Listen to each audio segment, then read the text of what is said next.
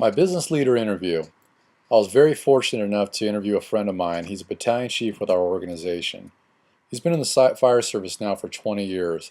He started his career as a firefighter, went to school to become a paramedic. Several years later, promoted to captain and is now battalion chief. The battalion chief is a very important position within the organization.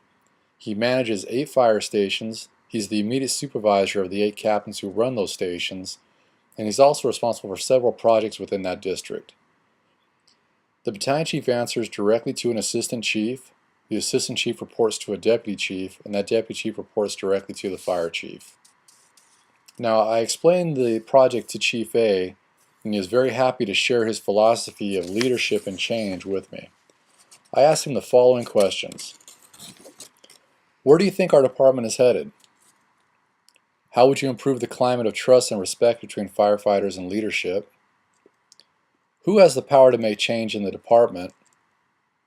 How would you describe the style and behavior of the department's leadership?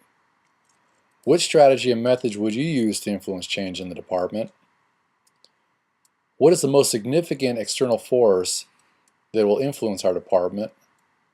What is the most significant internal force that will influence our department?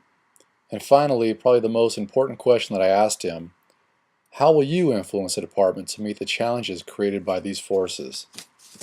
We had a very lengthy conversation, and one thing became very apparent.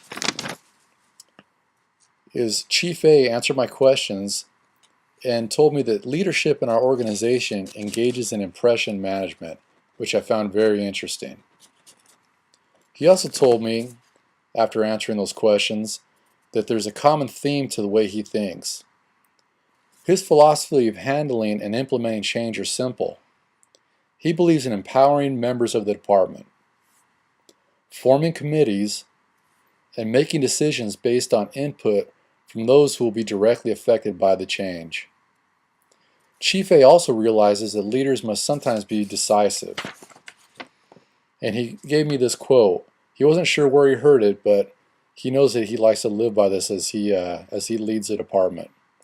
There is a time to count votes and a time to weigh votes, and I have the heaviest vote.